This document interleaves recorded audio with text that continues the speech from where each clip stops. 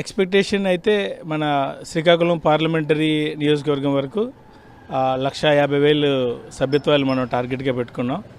ఇంకా టైం ఉంది, ఇంకా 10 రోజుల టైం ఉంది. ఈ 10 రోజుల్లో టార్గెట్ క్రాస్ చేస్తామా ఏంటి అనేది ఇప్పుడు ఇంకా మనం ఆన్ ద వే ప్రాసెస్. స్థానిక సంస్థలు రానున్నాయి, అదేవిధంగా ప్రాదేశిక ఎన్నికలుగా రానున్నాయి. ఈ నేపథ్యంలో సభ్యత్వ నమోదుల్లో ఈరోజు ఎవరైతే అభ్యర్థుల ఎంపికకు కూడా ఇది దోహదపడుతుందా? 100%.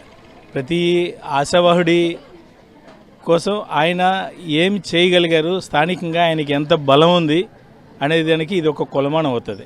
సో దాన్ని బేస్ చేసుకునే రేపు స్థానిక ఎన్నికల్లో అవకాశాలు ఇవ్వడం జరుగుతుంది.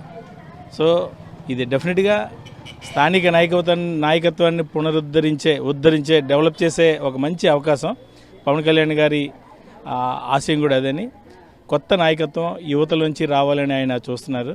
సో దానికోసం సాధకులు అనేవాళ్ళు వాళ్ళ స్థానికంగా వాళ్ళ నాయకులుగా డెవలప్ అవ్వాలంటే వాళ్ళు ఎంతమందిని ఇన్ఫ్లుయెన్స్ చేయగలుగుతున్నారు అనేది ఒక బేస్ అవుతుంది.